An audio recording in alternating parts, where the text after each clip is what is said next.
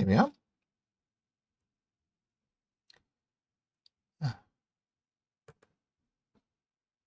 Hello everyone watching back on YouTube, and I guess on Twitch for a little while.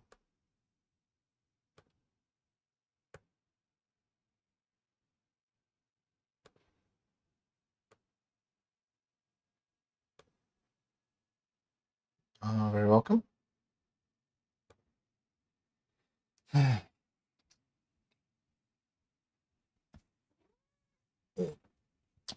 Minerva is here.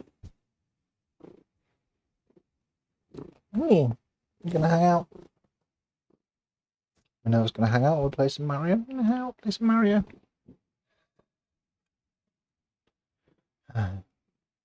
Hello, Edward. Minerva, say hello.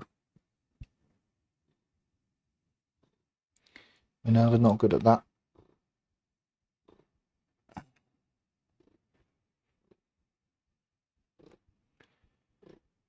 There's a bit of doing a bit of sort of nostalgia session. Super Mario Brothers.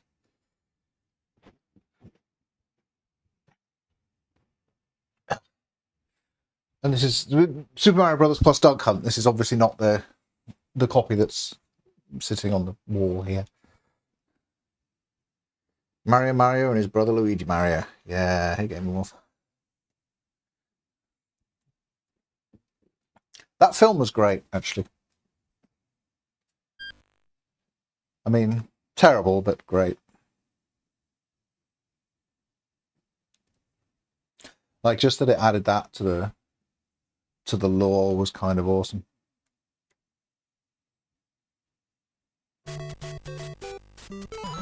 This is the PAL version, which is why the music sounds like that.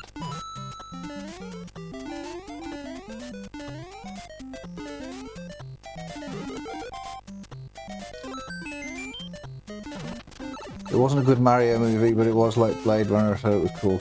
Yep. I get it. I'm getting a bit distracted by chat and cat.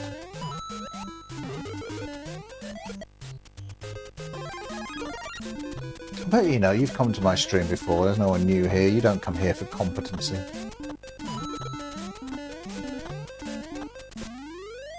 Heisenberg, hello. A few more people turning up than I expected. I wanted to play this because I'm thinking about a video that's focusing on what nostalgia is. And I think I'm going to pretty much define it as this game.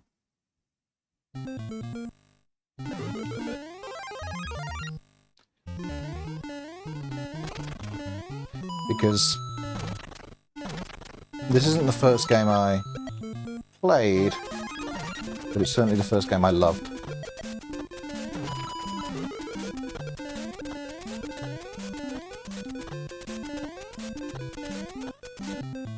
We're going this way today.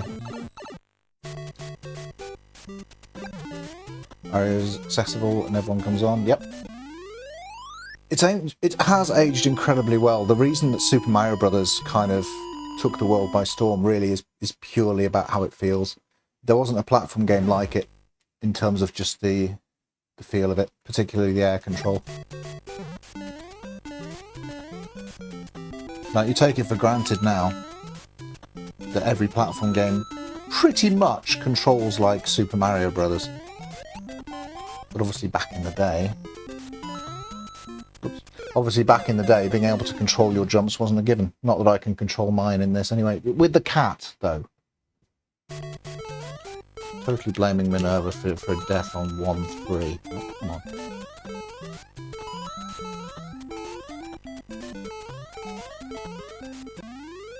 This wasn't my first game. My first game was Snapper. I feel like side-scrolling is how we got from arcade games to a home console game that didn't require arms or quarters. Yep. Remember the days when there were side-scrollers in the arcades? Contra was an arcade game, of course. Curiously, still called Contra. In Europe, it wasn't censored to Probotector like the NES version was.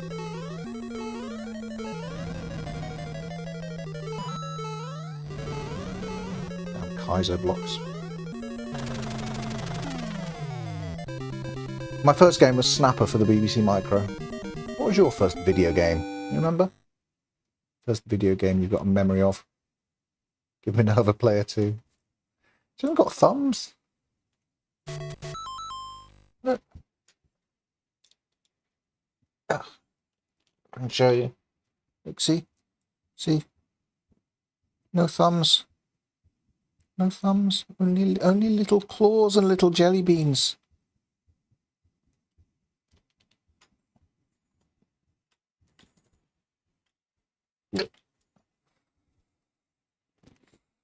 That was important.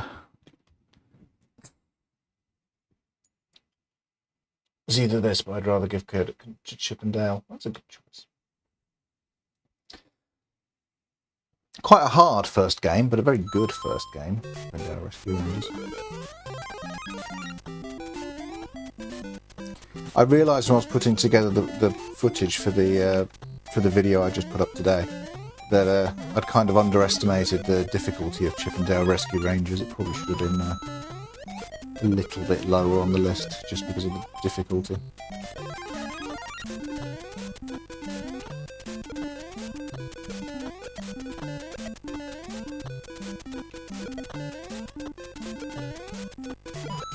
Making it, of course, ever so slightly less accessible than it otherwise would be. Although there is a cheat in that as well that I forgot to mention, I think, isn't there? I looked up later, I never actually tried it. You can sort of gain your lives back after you die. First game I remember is Defender on the Atari 2600. Again, good choice. My mum used to be into Defender, but she's sadly since sort of taken on the... Well, it's almost like part of her personality is not playing video games, you know, like she staunchly refuses to give them a try, which is kind of sad because, for me, I mean, she's happy enough, so whatever. But one of my actually earliest memories is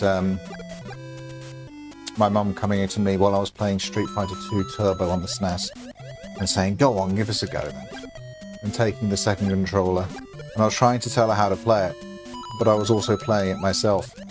And I was throwing fireballs. And she was saying, "Stop cheating and throwing fireballs." And I think we only did one round, and then she gave up. And that was the last time my mum and I played video games together. I would have been a bit older than 10. And now with my nephew being a big fan of Mario as well, it's even more kind of sad that she doesn't sort of take part in it. Hi, Joe. I was fascinated by my great-grandmother attempting to comprehend when I was playing Mario 3. I have that memory from my great-great-grandmother. I was playing... Well, this, I think. I was actually playing Super Mario Brothers when we went to visit them. Obviously, we're talking great-grandmother, so I was probably 6, 7, like that. And I remember trying to show her the buttons on the NES and what they do, B and A, how they do run and jump. And my mum came in and said, "She can't see it, darling."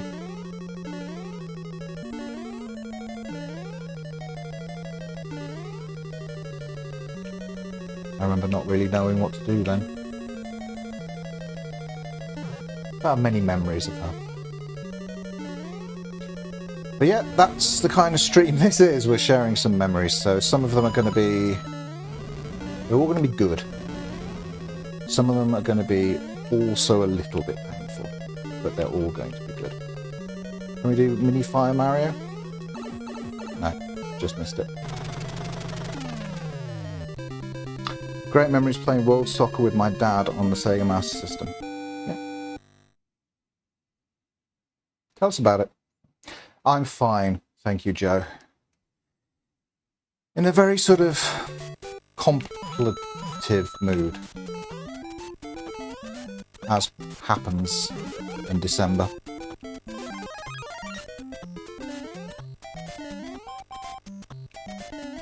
It's funny, isn't it? You get closer to Christmas and towards the end of the year, and that automatically just starts you looking back, not just over the year, but sort of previous years as well.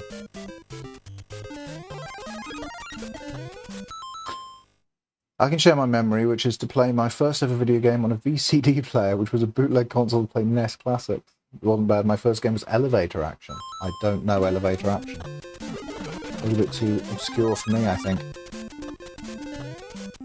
Oh. Don't know why I'm not getting the timing for the trampolines today. I remember I did play a little bit of Impossible Mission, and that had elevators in it.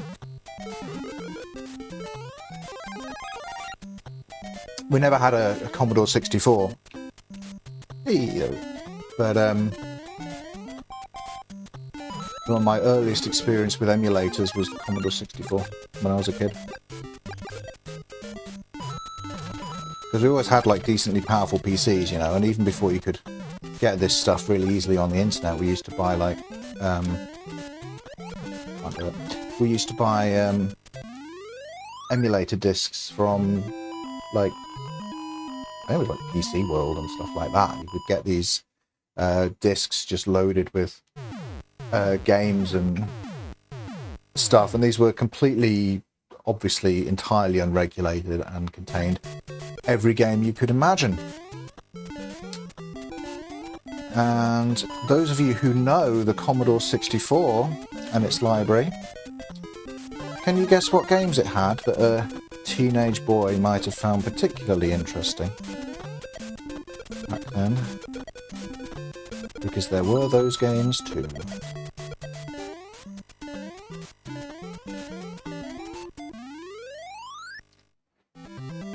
Elevator Action is a basic game where you go from floor to floor in the game and kill the frenzies. So, yeah, seems good.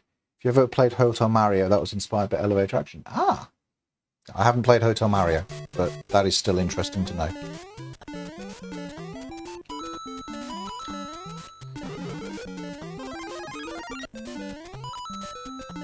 But the game that we're playing right now, I'll just show you. Right, I've got this behind me to sort of. I like to put the box behind in the background for whatever game I'm playing, but the cartridge is still in there. That's not the cartridge we're playing. The cartridge we're playing belonged to my nan. I said Super Mario Brothers was wasn't my first game, but it was the first game I fell in love with, and this is the cartridge. Exactly the cartridge. It is the good box art, that one, isn't it? Never got far in SMB. It is pretty difficult. Here we go. Good difficulty. It just gets frustrating starting over. Yeah, spend some time with it. There's a lot more than sort of a lot of games. I feel like there's a rhythm to Super Mario Brothers that, you know, the original, that once you get into it, you just start to feel invincible, you know?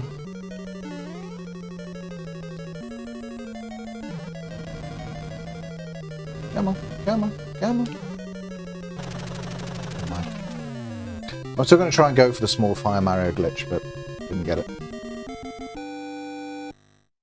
So this is my nan's cartridge, and another one of my early memories, even before the great-grandmother one that I shared with you, was we always used to go to my nan's house I love this level. 4-1 is fantastic. We used to go to my nan's house every Sunday. Me, my sisters, my cousins, aunts and uncles would get together, just everyone.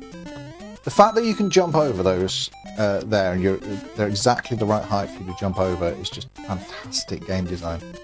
Like, once you get the hang of running through this level, it feels so good. But we used to go to my nan's house every Sunday, everyone, all the kids, all the adults, whole family. Hello to the US, Kazantha, welcome. And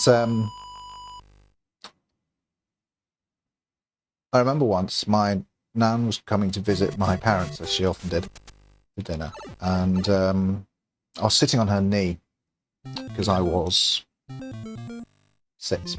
I was 6 years old. and she said she was thinking of getting a Sega Mega Drive for all the kids to play when they came around to see her on Sunday. Because, you know, obviously there were toys there, but, you know, I was 6, you know, we were growing up. And I remember crying with her and pleading with her, 6 years old, saying, "Nan, don't get a Sega, get a Nintendo." I don't know why. Obviously at that point, my nan's Nintendo was the first Nintendo I'd ever played. So without having ever played Nintendo, at 6 years old, I was convinced that Nintendo was the thing to get, not Sega. And this was before the Super Nintendo. That was in that brief period where the 16-bit the only 16-bit console was the Sega Mega Drive. Genesis to you, Cassandra. And the SNES hadn't come out yet. So, SNES to you, Cassandra, and other Americans. Yeah, so I convinced her to get a NES over a Mega Drive. And this is that NES that she bought. You're a smart kid, thank you. I mean, it worked out for me. I'm definitely happier having grown up with Nintendo, but you know, you never know the path's not travelled, right? But that box behind me isn't just a box. Inside it is her actual Nintendo and her actual controllers. And this cartridge I'm playing is from that box.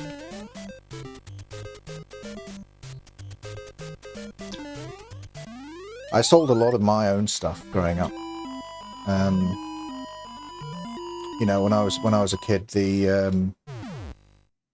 I used to sell consoles either to buy the next console, and then when I went to university, I used to just sell them for beer money. So I don't have much of my old stuff from when I was a kid, but I've got hers. She never sold anything.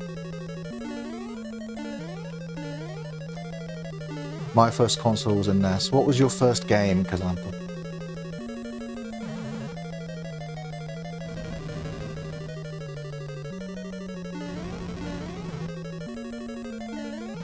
You're still going for it.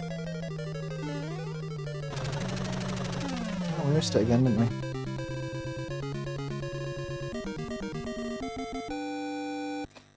I remember the small Fire Mario glitch. I knew about it back in the day. Duck Hunt and the one you're playing right now. Yeah, this is the Super Mario Bros. Plus Duck Hunt cartridge. And we spent so much time as kids playing Duck Hunt. The way it used to work is, if we were playing on our own, if we were staying over at Nan's house or whatever, we'd be playing Super Mario Bros. But if we were all there together on a Sunday afternoon, we'd be playing Duck Hunt. Didn't have a multiplayer mode, but it's a great multiplayer game for kids. Doesn't work so well for adults because if you're even decently good at it, you can just play it forever. No one else ever gets a turn. I remember when we were kids, we used to point the zapper like right up to the screen where the ducks were, and we thought we were so clever.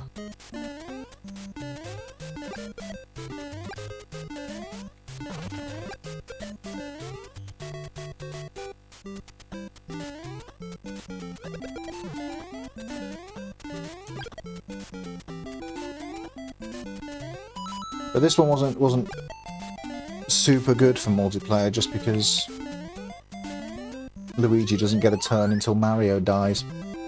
Mario 3 was much better when they had the switch players after every level. This game didn't do that. But another thing I remember from being is sharing the mysteries of that game, of this game. Also the mystery around all games, really. Like, we didn't know everything back then. And I believe in All Stars they switch turns after beating levels in that rendition. Could be wrong. I think you're right. I think that's just I think that's just pretty much a basic, like, quality of life upgrade. I remember again, at my nan's house, 6, 7 years old. First time I got to World 1-4. Just the first castle. Because I was 6 or 7. And so, you know, very pleased with myself. And I was like, look, Nan, come look at this, you know. And she came in and had a look and she said, you know, your cousin Dan has got to a swimming level. I was like, there's a swimming level? Blew my mind. Because I was 6 or 7. Of course, he'd found the warp zone. He'd, I don't know, seen it in a magazine or something, who knows.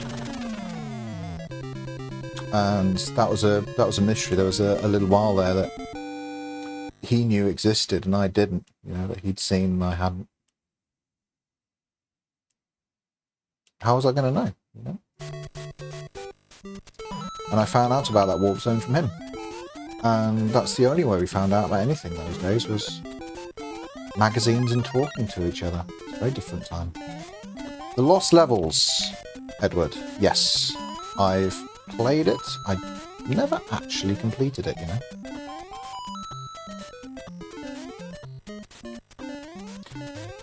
I feel I need to be a little bit less rusty at this game before I do that. But I always played the Lost Levels on Super Mario All-Stars, which was, I think they made it a little bit easier for the All-Stars release. I found the warp zone by accident, lol. Yep. Fair, you could do that as well. Lost Levels is indeed the OG Kaizo Mario. Those, oh, what were they? The sort of, the green trampolines, those were brutal. When you didn't know where you were going to land.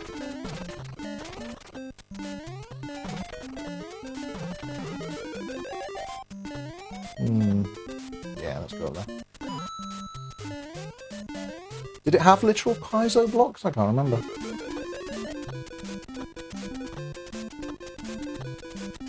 I don't remember if Lost Levels had literal Kaizo blocks. One thing I always prided myself on as a kid as well was being able to get every single coin in these bonus games. None of my cousins could do that.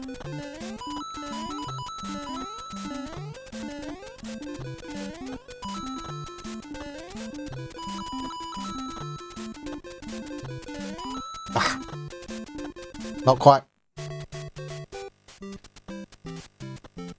There was a physics to it, but you had to imagine the aerial velocity off screen to predict your landing. Yep, exactly.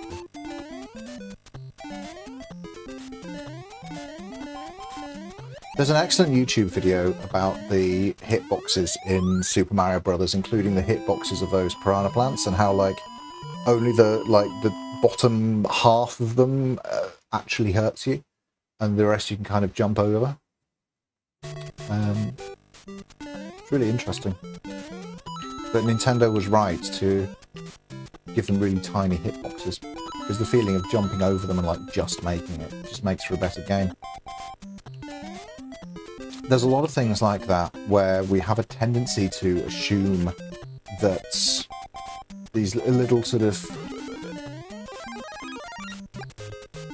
the little idiosyncrasies, the little sort of strange things in these old games were down to not knowing how to design games, or down to technical limitations, or, you know, they didn't have as much time.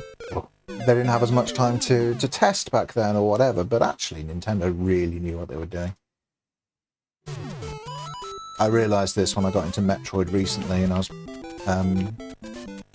and playing through it with all the repeated rooms, and thinking, actually, the repeated rooms do something. They're a deliberate part of the design. You know, whether you agree with the design choice or not, it's a deliberate design.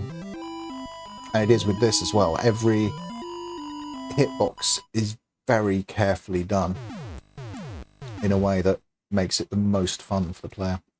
Especially the piranha plant hitboxes, which have very little to do with what they actually look like.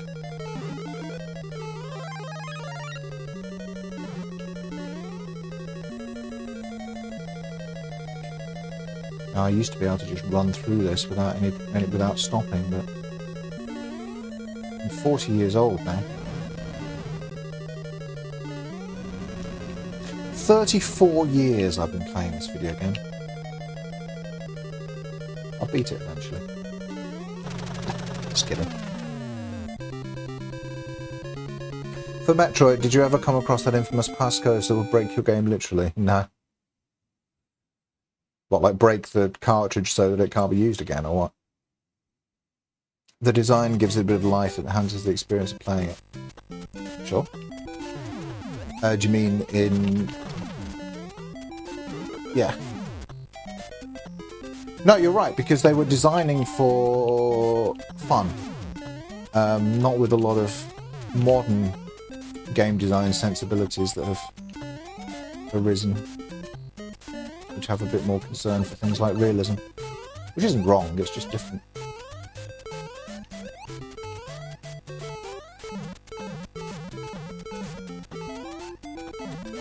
Nothing in this? No. It's even a little pet peeve for me now, even as a retro games YouTuber, that people say that the old ways are the best. Not necessarily true, just different. Designing for different times, for different people, for different technologies. Everyone always, throughout history and everything, is just making the best of the situation they have. You'd basically hard lock it and be forced to restart the NES. Oh, that's not so bad. 8-bit acrylic. Hi, found you from your Metroid YouTube video. Oh, thank you. The old ways are worth preserving, but that doesn't make them better. Agreed.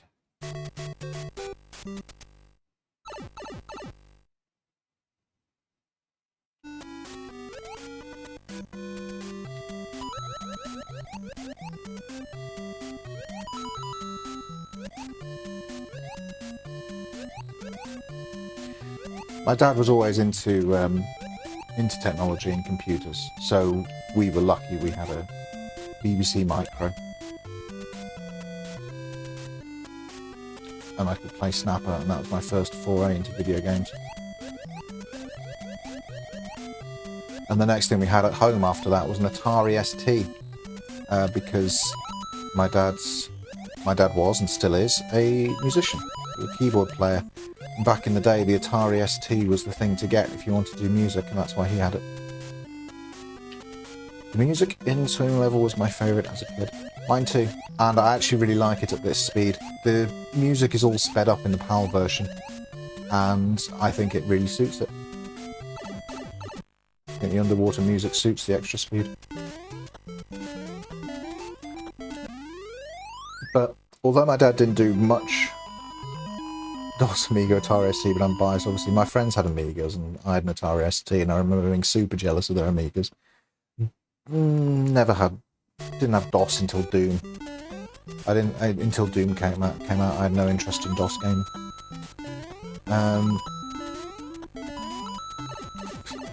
Eventually I would get a Nintendo of my own. I say eventually, it must only have been months after Nan got hers, but there was certainly a good few months where we only played Nintendo at Nan's house and I didn't have my own. And I would get my own for my birthday.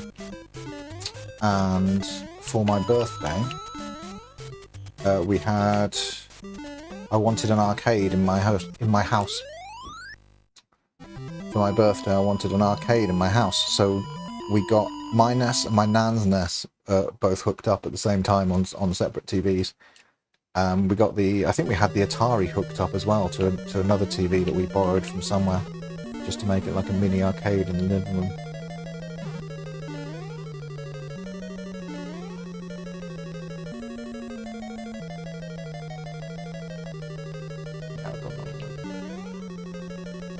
Pay attention to this.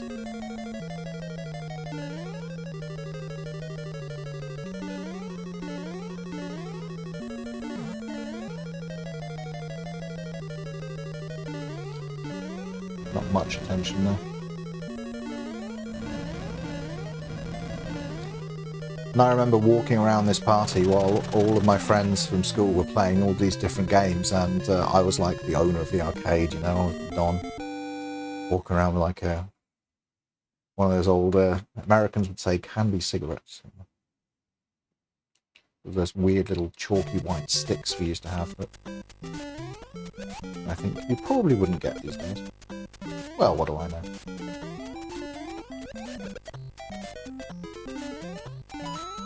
For my birthday, that year, I got a NES and Super Mario Bros. 3.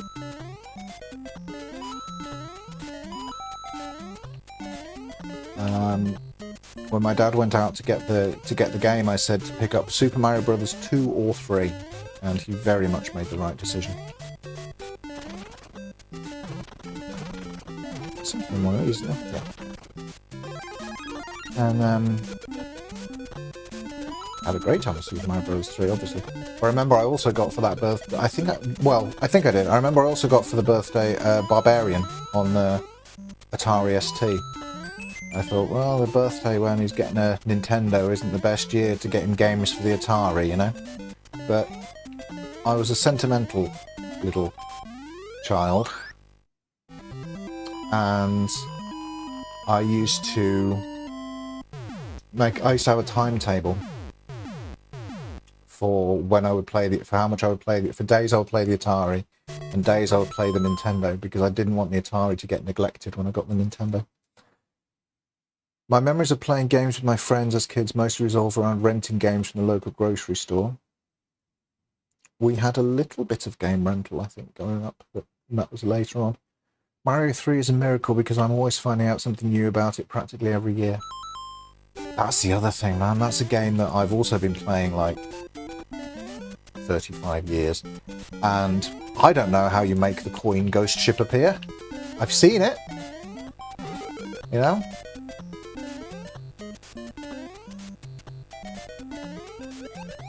Like, I could Google that stuff now, but there are certain things that, like...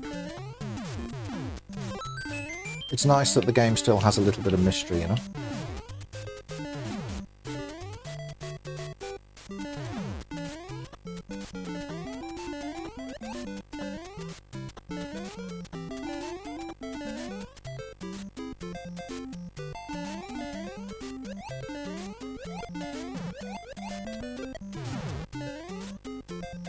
I played Mario 3 from the All-Stars collection on the SNES so much. What's better, Mario 3 or Super Mario World? These are the real questions.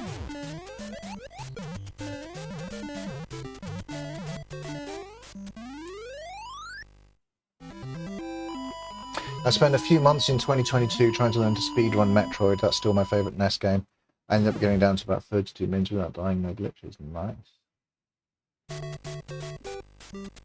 I'm probably at the end of my sort of mini Metroid obsession at the moment.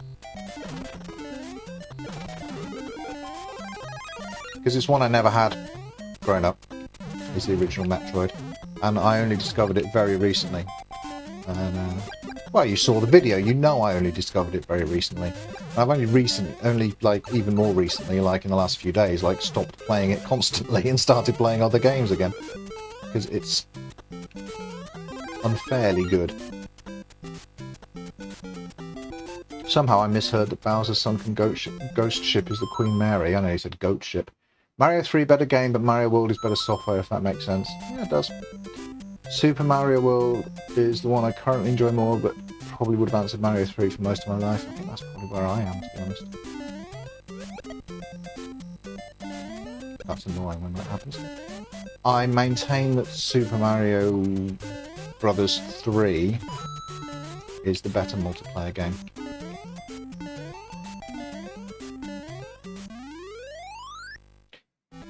Mario 3 for me, because I always have problems with the cape in Mario World. Oh, the cape is a beautiful bit of game design. You can do so much with the cape in Super Mario World that just doesn't make sense. Like, you see what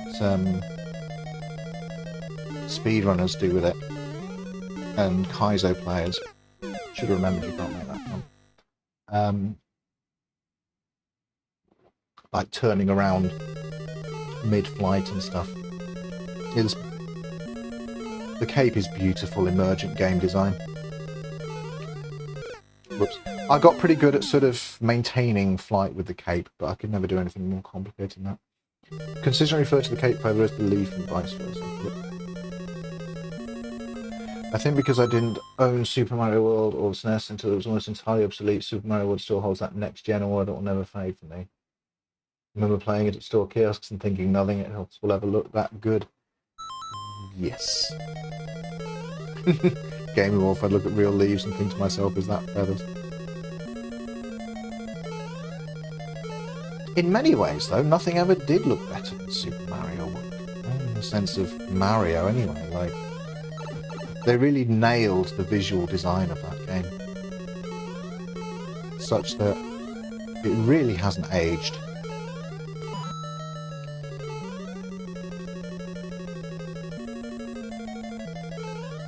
Currently on my first playthrough of Yoshi's Island. Are you enjoying it? Why'd I jump? Why'd I jump? And that game looks excellent. Yeah, again, Yoshi's Island, similar kind of thing, is excellent use of the hardware and has a very strong aesthetic. People are saying it about Half-Life 2 now as well, you know, that just well-designed games just don't age. Decided to completely unengage with the completionist part of my brain, and as a result, yes, now I'm enjoying it. Correct. That was very much my feeling on it as well. As a kid, I loved the completionist part. I had so much time and patience for games then that I just don't have now. And Yoshi's Island was great for me back then. I had obviously full completed it. Replaying it as an adult, though, yes, turn off the completionist bit. Favourite 2D Mario? Overall is probably Super Mario World. Let's be honest. But I don't know. Super Mario Bros. 3 is still... Is it okay to say that Super Mario World is a better game than Super Mario Bros. 3, but Super Mario Bros. 3 is the one I have more affection for?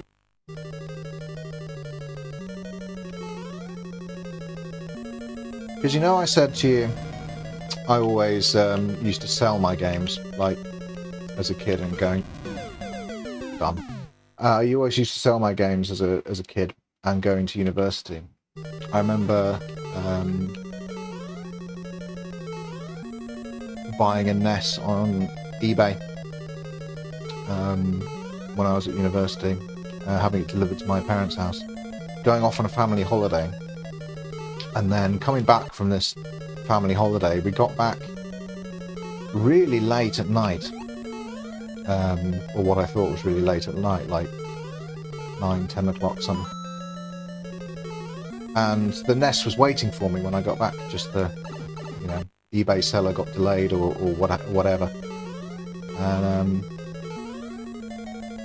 this NES was with Mario 3 was waiting for me, and I remember putting it in on the old tiny TV in my bedroom and just playing Mario 3 all night.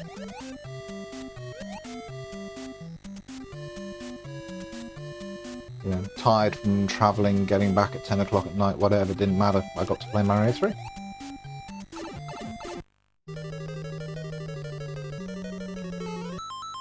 I haven't truly had an itch to play Super Mario 3 since it hit Virtual Console for the first time and I replayed it. Man, the Virtual Console was great. Nintendo never bettered it. Nintendo never did better than the original Wii Virtual Console.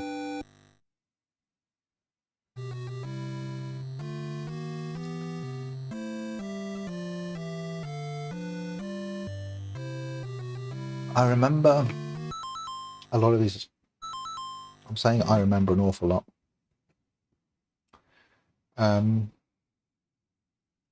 Another thing I remember talking about was sort of the mysteries in games and stuff. I remember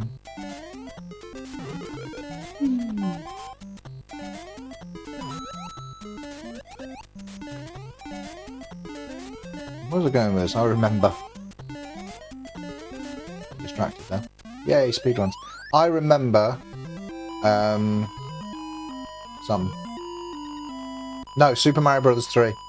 Again, this was at my nan's house, and I remember beating the game and then starting the game over. And can anyone tell me if Super Mario Brothers 3 has a level select after you beat the game the same way that this does? Because I'm convinced it does. I've not checked, but as a kid I was certain that I'd found, because I was messing about with buttons on the title screen, like putting in the Konami code and stuff, and I was certain that I discovered a level select cheat for Super Mario Bros. 3. Of course, there is no level select cheat for Super Mario Bros. 3. So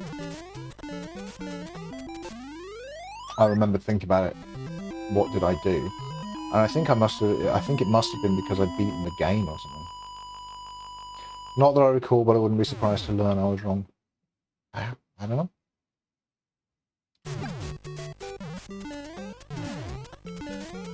I mean, I'm sure it did, but only because of that experience. I've not looked it up, and wouldn't it be weird to find out after 35 years that I was wrong about that? Could happen.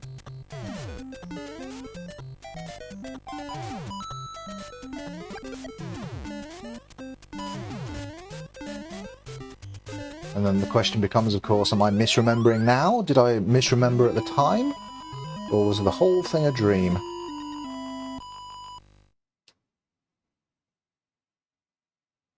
There is a Game Genie code that unlocks a bit of code left in there that does it. We did have a Game Genie.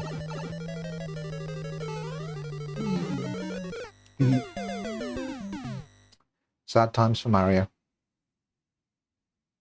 Yeah, you can get the flute and skip ahead, but I'm certain that I remember, as a kid, I put in some sort of code on or pressed a load of buttons on the Super Mario Bros. 3 level, Super Mario Bros. 3 title screen, and I was able to select a level. Let's just keep doing the same thing over and over, why not? You know?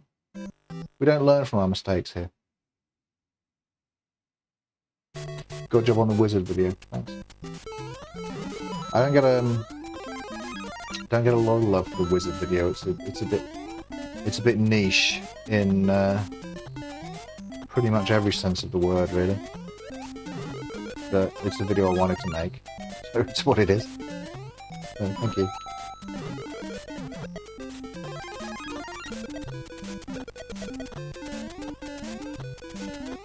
I watched another video about the wizard last night on YouTube.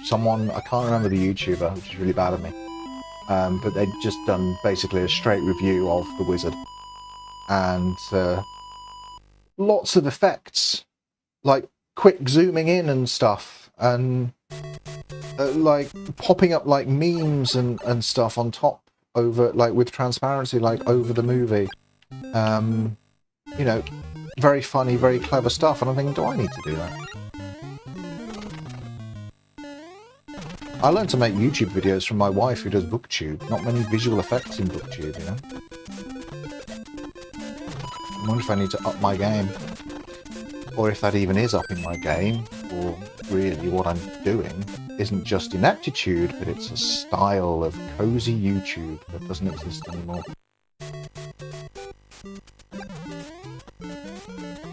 It's like, oh, you're new at YouTube and you've discovered this style that's actually very easy to do. Well, how convenient. Yeah. I've been building a list of NES games that I've always meant to play through. I crossed Goonies 2 off that list earlier this year. Next up is probably Star Tropics. Okay. I'm doing sort of similar, but it's not with Goonies and Star Tropics. I'm not quite at that level yet.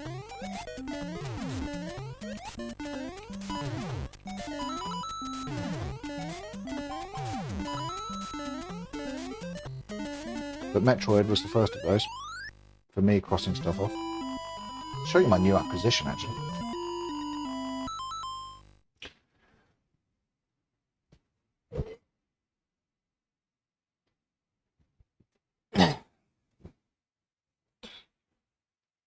Next up.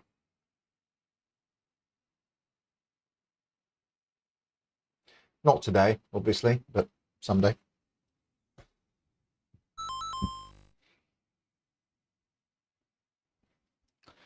I like when you and your wife deconstruct some of the literary themes of these games. That we do. See, making the same mistakes again, but this time I had a fire flower, so it's fine. Let's just run. Okay. I'm going to try and just get this a little better, because I used to be able to just run through this level no problem. Even on the second quest with all the fire bars.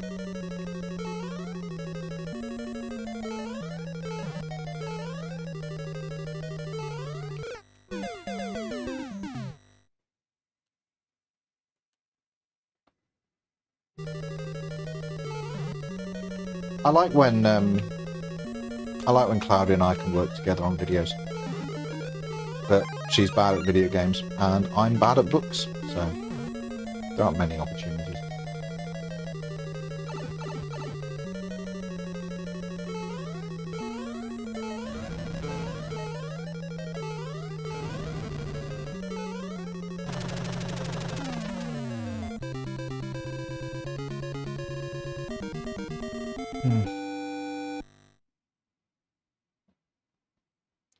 Of course, the first Nintendo I ever owned. Now, this was before that birthday, and I would guess that would have been my 7th birthday when I got my NES. It was 7th or 8th? No, it would have been 8th. 8th birthday, I think I got my NES. I'm remembering it right.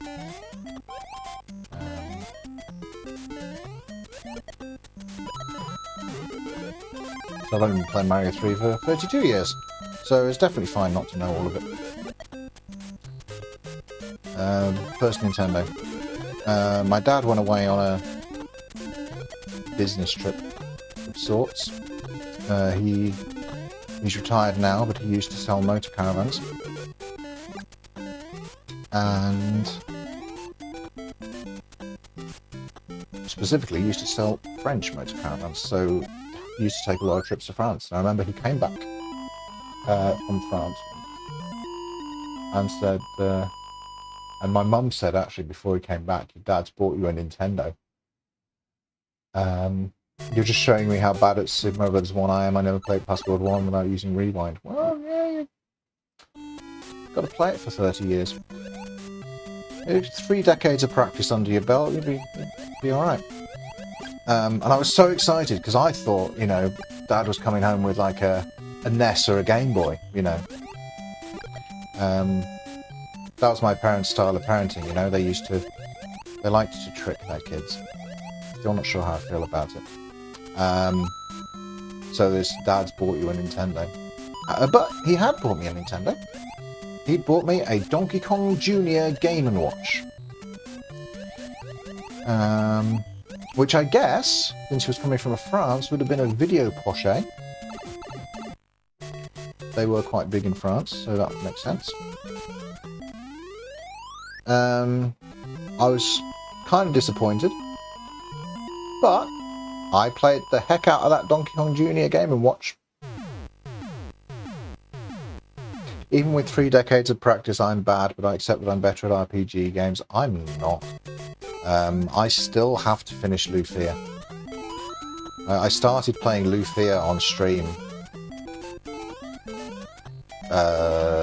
9 months ago, I want to say. I still got to finish it. I don't have the patience for RPGs. I love them when I start playing them, and then they're too long. The only Final Fantasy... I've played tons of Final Fantasy games, right? Played loads of them. But the only Final Fantasy game I've ever finished is the first one. Yeah, different strokes. Yeah, totes. It's fine.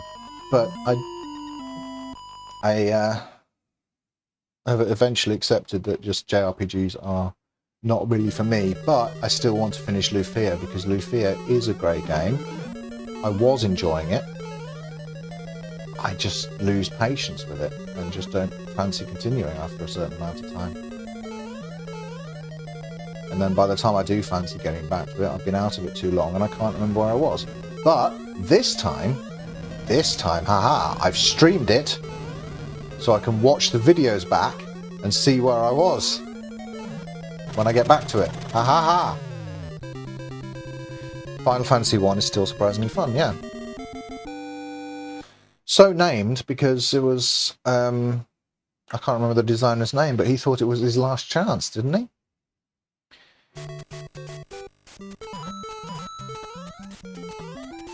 Like, Square wasn't doing super well.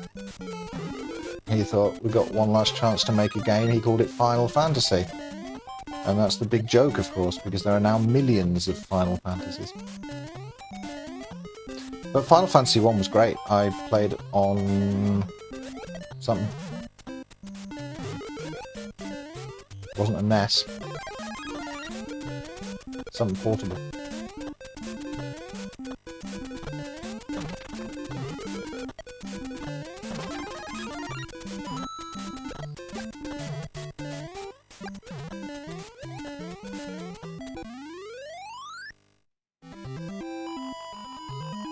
That's a myth, more or less. They had to change because the first name was Fighting Fantasy, but it was taken. They still wanted the acronym. Okay, fair enough. I appreciate the correction. As we're saying, it's not really my oeuvre. I'm probably not even using that word correctly.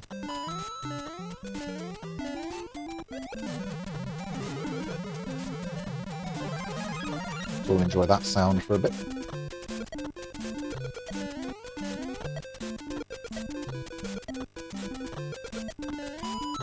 Yeah, I finished the original Final Fantasy on a family holiday in our caravan that we own, and I would have been a teenager. I think I know what I beat it on.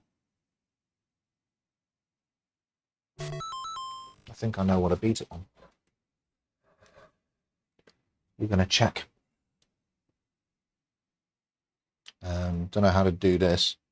There you go. Close the lens on the camera so I don't embarrass myself here. I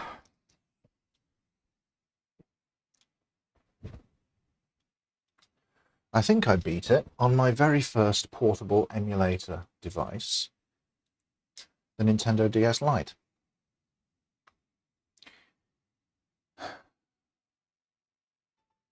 And let's see if this still works. Cyclo DS Evolution. That's the flash cart I had back in the day.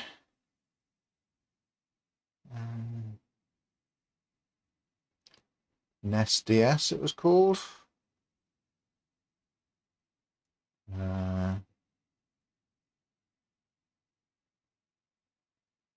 Final Fantasy. There it is.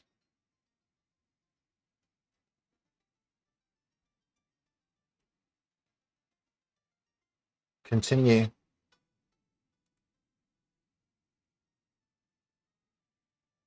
Yeah, they are on there.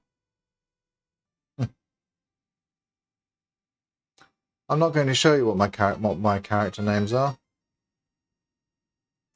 because I was edgy. But I can tell you they are level 30 and 29, and I have 999969 gold. So I'm right. It was the DS Lite.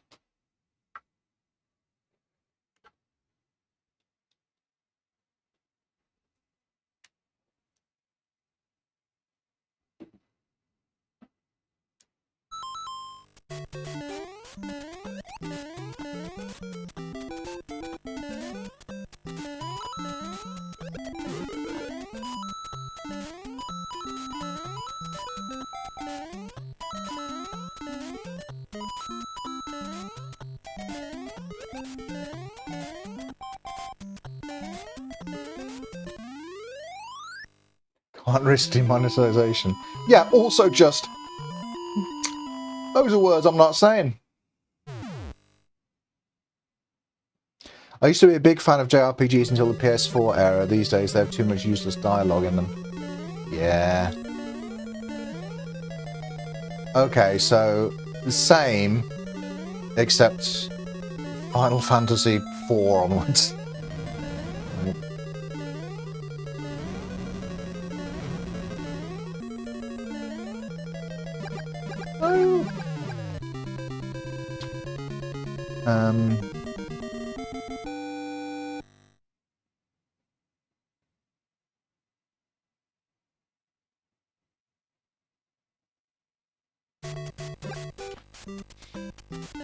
Yay, best level.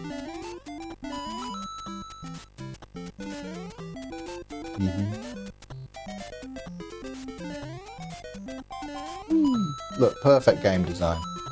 Perfect game design. I mean that completely honestly, there's no sarcasm here, like, just spot on.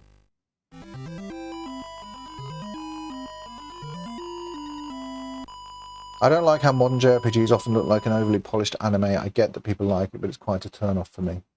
Yeah. I get that as well. There's very much a style, isn't there?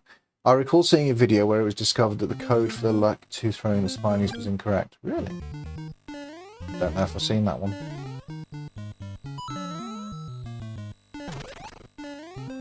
No point in linking it now because I'm doing this, but I will see if I can find it at some point.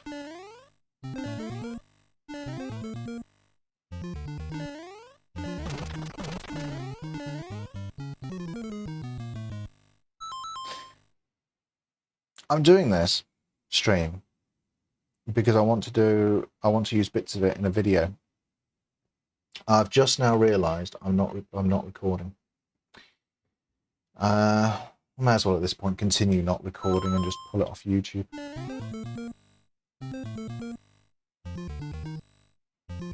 I didn't actually mean to go to the warp zone, but never mind, we're doing it. I was getting distracted by realising that I wasn't recording. I normally record and stream simultaneously in OBS just because I'm a hoarder, data hoarder, but also because I have the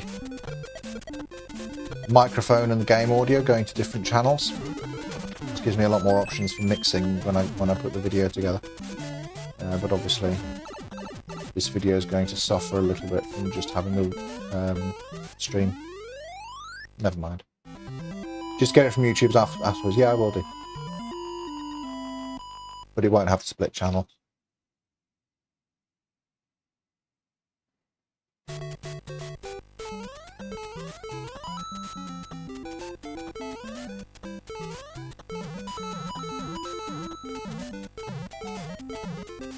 Give bonus, please. Thank you. Yep, needed that. But yeah, I thought because I was streaming Lufia that I can definitely get through it because I can just go back and watch the recording and figure out where I was and continue. I remember the last game the last JRPG I sort of earnestly tried to finish. Although I actually had to go at Final Fantasy VII Remake and Final Fantasy X6, so I don't know what I'm talking about. One of the games I tried to actually finish was, I think, Final Fantasy VI. This is going to sound probably quite not intelligent, but isn't there a big twist in the middle of Final Fantasy VI? No spoilers, don't say what it is, but I think it's 6, where there's a point in the game where the world changes somehow, and I got to that point, and I beat the boss, and I was really pleased with myself because I thought that was the end. I thought, I've finally done it. I've finished a Final Fantasy game. I've beaten the boss. Great. And it turned out it was just the halfway point. Yeah. Yes, there is a big unexpected event in the middle of Final Fantasy VI. Yes. So it is 6 something. And I was done then. I didn't play it much after that. I think that should have been the end of the game. I'm playing it at the moment. The world after that loses steam fast, unfortunately. Yeah. I, again, lost interest. And had the thought that, yeah, I'll get back to it one day. Trigger warning. For pet death, I'd named the characters after my cats. One got run over. Minerva's brother. In fact, she's sitting there looking at me right now, but you don't understand English, fortunately. Got run over, and I certainly didn't fancy going back to the game after that. His name was Rex, as was one of the characters in my Final Fantasy VI playthrough. Now I don't name characters in the RPGs.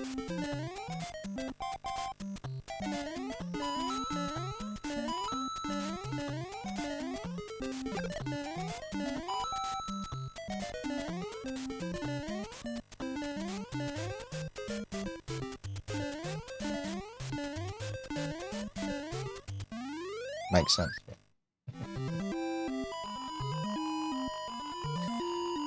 But I do want to finish Lufia.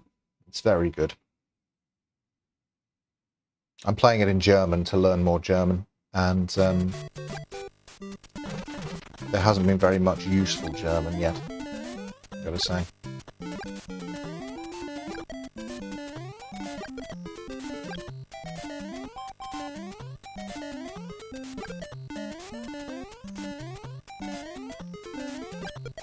Building an army using swords and magic to defeat an ancient evil isn't something I usually come across in my day-to-day life in Germany.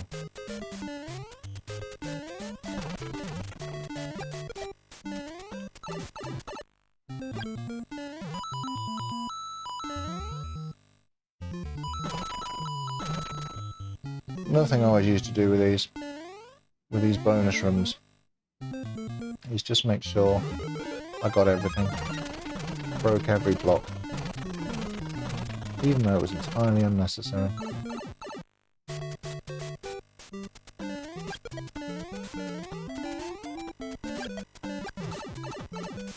Ooh. Good times.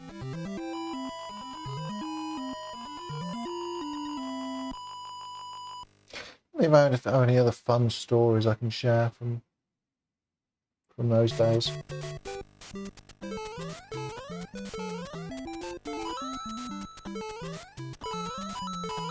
Or do you have any fun stories you can share?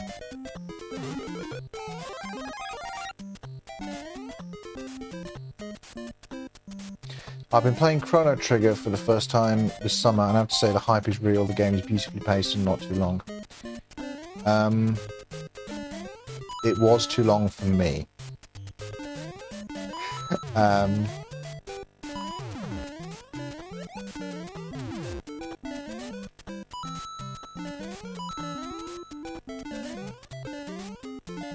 Too long for Claudia as well. She played Chrono Trigger for a little bit. We, Claudia and I used to do my wife, Claudia, Spinster's Library on YouTube. We used to do a thing where she would play a video game and I would read a book. We would trade. I would recommend her a game and she would recommend me a book.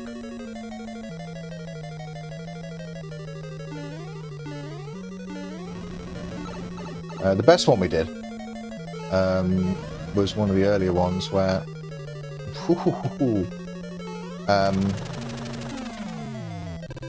I've been playing Chrono Trigger myself and so many different endings. Probably, I don't know.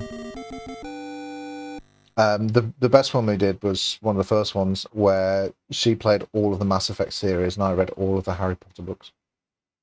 And we both really enjoyed that. It's a shame what has happened to J.K. Rowling since. But never mind. That experience is why Minerva is called Minerva and Rex was called Rex. Because in honour of that trade, we got two cats, a brother and sister, years later, and because of that trade, one of them was named after Minerva McGonagall and the other one was named after Rex Erdnot. It was an important part of our relationship, you know? Important to Yeah, it was before we were married.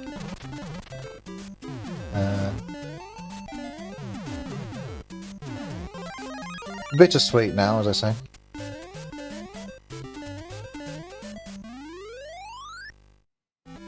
I remember taking the time to draw the map of World War and Super Mario Bros. 3 on the driveway, each square big enough for my feet. That's awesome. Did you do all the trees as well, or did you just do like the levels and stuff? Because that's really cool.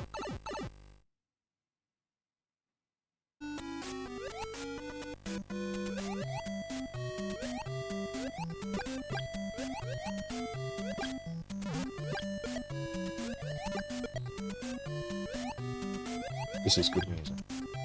Yeah, I did the trees. Good man.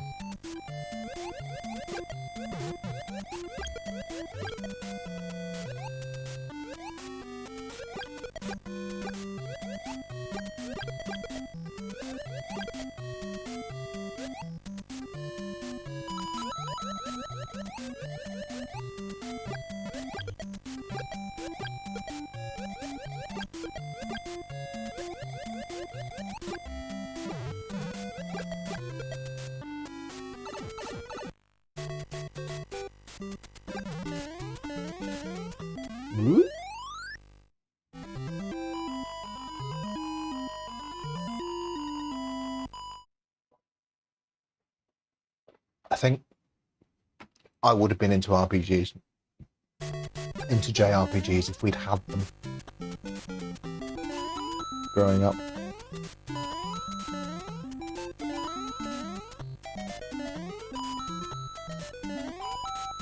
Because as I say, when I was a child, I had an awful lot more patience for things like Collectathon Yoshi's Island.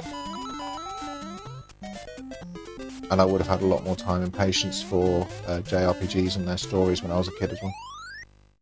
But we weren't allowed them because we were European.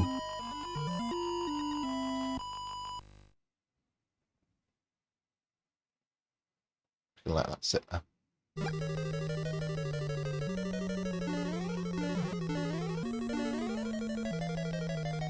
The first JRPG I ever got to play was Pokemon Blue.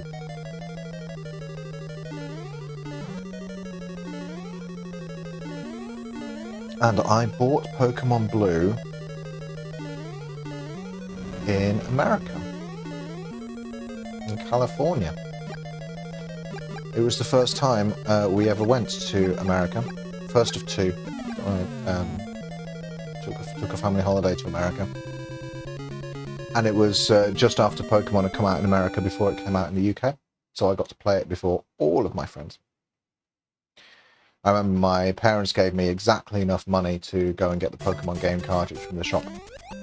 And then the guy in the game shop rang up the game, and the price that he said was different to the amount of money I had. Because Americans, you like to add the tax afterwards. Which we didn't know. So I had to go and get my dad out the van. He was waiting for me to come out with the game.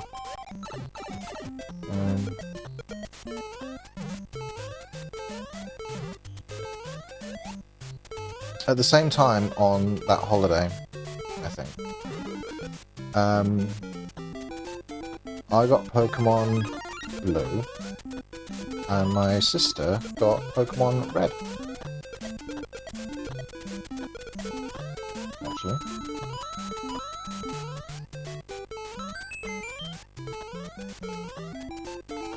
And we played the heck out of Pokemon.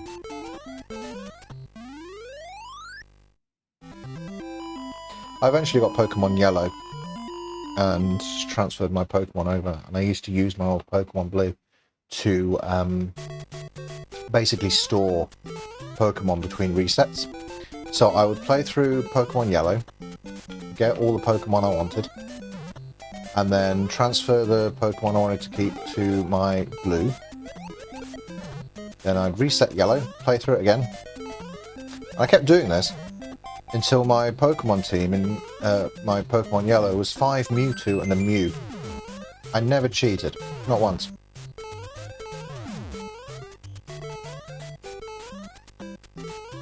That was the early days of the internet, so I think I even min-maxed more.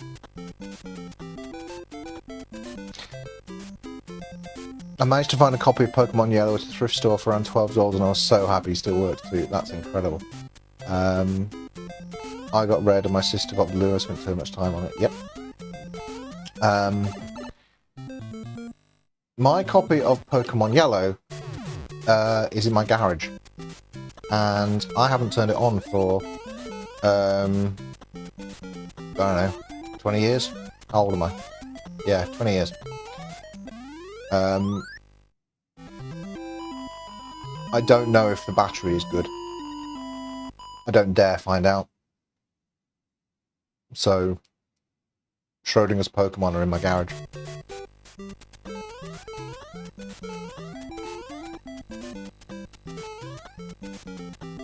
I remember being skeptical of the whole Mew under the truck bit. Yeah, I think I was as well.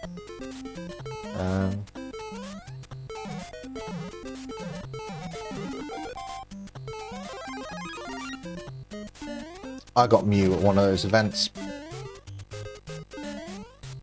where you had to go and there was you had to go to like a shopping mall where they had someone from Nintendo with a machine that you could connect your cartridge to and all that.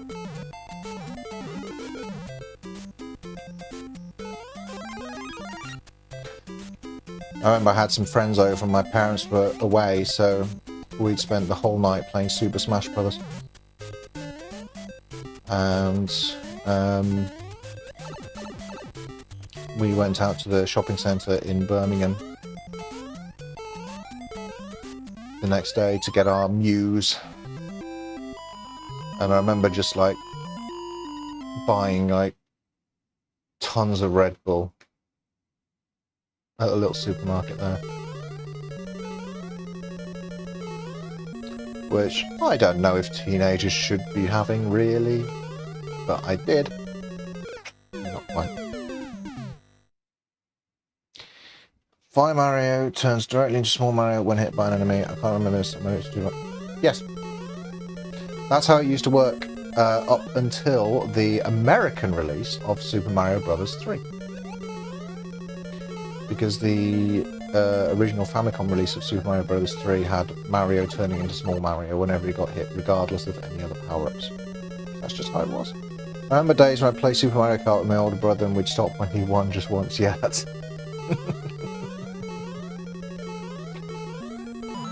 Oh dear.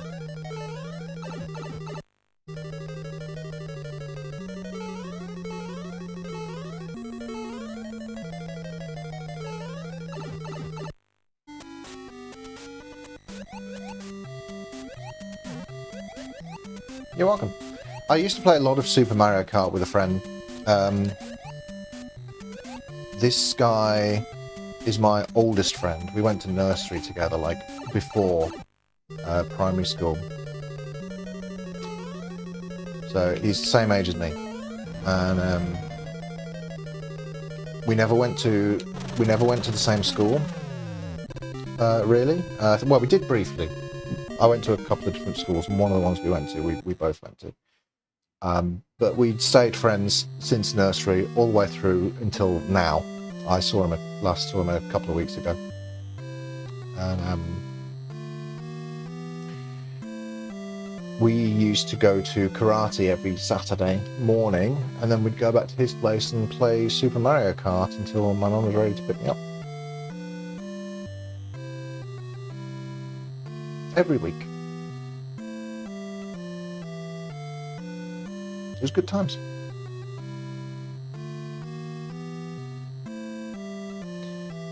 Rare to stay in contact with someone for that long. I thought you were going to say go to karate and then play karate for the NES.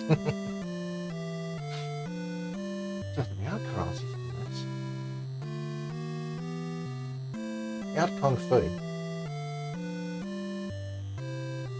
We grew up with Kung Fu.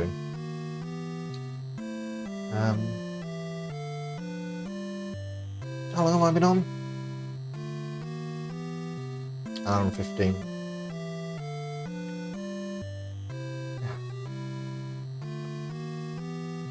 I mean, it's a short stream, isn't it? But I can't very well just play through Super Mario Bros. A third time. And I do have to work tomorrow.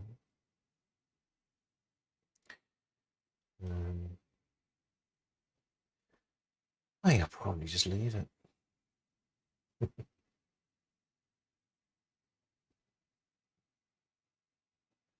Get off to bed. Early start tomorrow.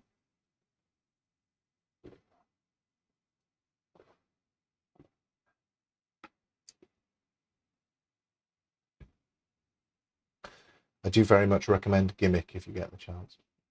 Yeah. Edward, I did see your comment. I have not looked at the game yet.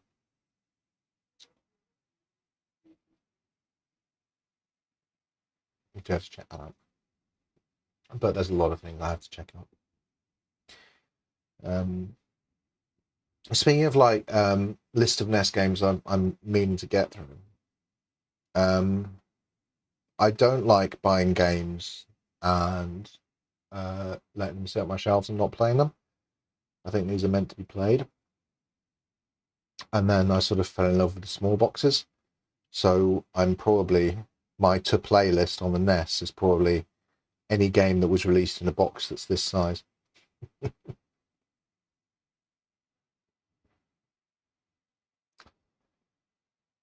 With the Adventures of Link, probably the next one. I haven't tried this yet. I've literally put it in to make sure the save battery works, and it does. And that's all. That's what I'm worried about Pokemon, actually. The NES save batteries, I've tended to have a lot of luck with. Game Boy save batteries, not so much. Right, good. I think it's bedtime. Yeah, I might just pop on more often and just stream Mario, because a lot of people seem to just come along and chat when you play Mario. I think it's a good way of getting people together and sharing some memories, which is really nice. The copy of Yellow I got still had a save on it, so there's hope. Thank you. One day I might turn it on. I'll try and do it on camera though. If nothing else, just so I can record somehow my Pokemons. Just chilling and relaxing, I like it. Yeah, me too. You know, it's a nice way to spend a little bit of time in the evening. I'm not the schedule sort, so it's just nice to sort of pop on a stream occasionally and sort of see who turns up. But I hope you will all turn up again another time, because it's been really lovely chilling and talking with all of you. So everyone, take care. Enjoy the rest of your evening or your day or whatever time zone you're in. And I'm going to get to bed. Thanks for joining me on the Retro Sofa. Thanks, Cassandra. You too. Take care. Thanks, Blair, Perry. Glad you enjoyed it. And everyone else. Thanks for popping along. Take care, everyone. Bye-bye.